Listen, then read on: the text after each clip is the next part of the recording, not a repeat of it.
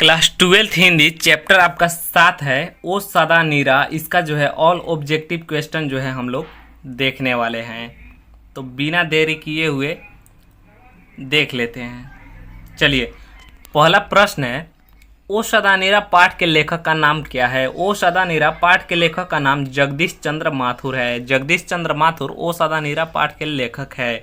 अगला प्रश्न है, ओ सदा नीरा गद्य की कौन सी विद्या है। तो ओ सदा नीरा गद्य की जो है निबंध है। क्या है? निबंध। अगला प्रश्न है, ओ सदा नीरा पाठ किस पुस्तक से उद्धृत है। तो ओ सदा नीरा पाठ बोलते क्षण पुस्तक से उद्धृत है। अगला प्रश्न देखिए, ओ सदा नीरा किस नदी को कहा गया है। ओ सदा नीरा जो है किस नदी को कहा गया है, इसका जवाब आप लोग फटाफट बताइए। ओ सदा नीरा किस नदी को कहा गया है। तो गंडक नदी को कहा गया है। किस नदी को कहा गया है? गंडक नदी को कहा गया है। चलिए, अगला प्रश्न है, ओ सदा नीरा पाठ में मुख्यतः किस क्षेत्र का वर्णन किया गया है। तो ओ सदा नीरा पाठ में जो है मुख्यतः चंपारण का वर्णन किया गया। किस क्षेत्र का वर्णन किया गया? चंपारण का वर्णन किया गया है। चलिए, अगला प्रश्न देखिए, ओ सदा नीरा पाठ में कहाँ का वर्णन किया गया है। तो ओ सदा नीरा पाठ में जो है कहाँ का वर्णन किया गया है, इसका जवाब आप लोगों को पता है क्या? गंडक किनारे का क्षेत्र। कहाँ का वर्णन किया गया? गंडक किनारे का क्षेत्र। चलिए, अगला प्रश्न देखिए, जगदीश चंद्र माथुर का जन्म कहाँ हुआ था। तो जगदीश चंद्र माथुर का जन्म कहाँ हुआ था। तो इनका जन्म जो है शाहजहांपुर में हुआ था। कहाँ हुआ था? शाहजहांपुर में हुआ था। बी ऑप्शन सही जवाब हो जाएगा। चलिए, अगला प्रश्न देखिए,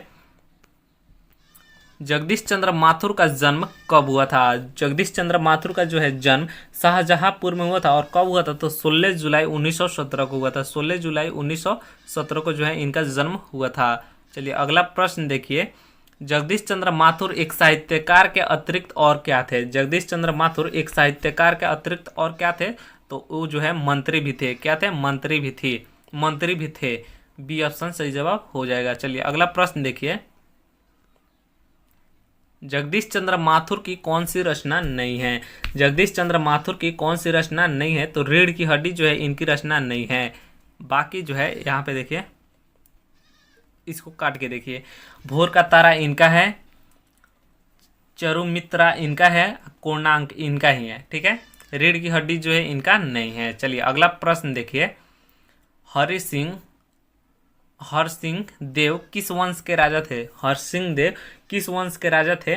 तो कर्ण वंश के राजा थे। किस वंश के राजा थे? कर्ण वंश के राजा थे। अगला प्रश्न देखिए, चंपारण क्षेत्र में कर्णा वंश का प्रथम राजा कौन हुए। कर्णा वंश के जो है प्रथम राजा कौन हुए चंपारण में। तो नान्यादेव हुए थे। कौन हुए थे? नान्यादेव। ए ऑप्शन सही जवाब हो जाएगा। चलिए, अगला प्रश्न देखिए, नरसिंह देव का मुकाबला किस मुसलमान शासक से हुआ था। नरसिंह देव का मुकाबला किस मुसलमान शासक से हुआ था। तो जो मुसलमान शासक था उसका नाम था गयासुद्दीन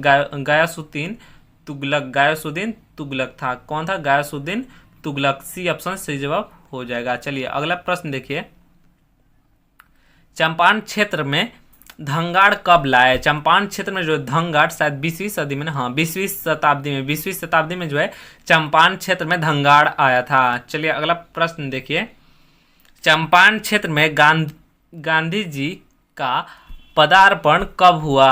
गांधी जी का पदार्पण जो है चंपारण क्षेत्र में कब हुआ था। तो 1917 में हुआ था। कब हुआ था? 1917 में। अगला प्रश्न देखिए, भितिहारवा में किस अंग्रेज की बड़ी चलती थी। भितिहारवा में किस अंग्रेज की बड़ी चलती थी। तो एमन साहब जो है उनका जो है वहाँ बड़ी चलती थी।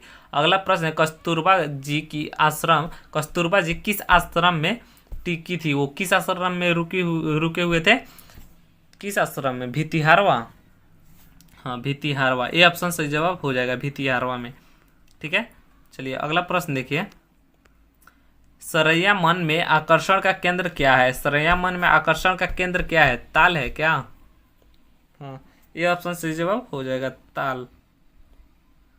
चलिए, अगला प्रश्न देखिए, सरैया मन कहाँ है। सरैया मन जो है आपका बेतिया से जो है 4 मील दूर है। बेतिया से जो है 4 मील दूर है। ये ऑप्शन से जवाब हो जाएगा। सरैया मन जो है बेतिया से 4 मील दूर है।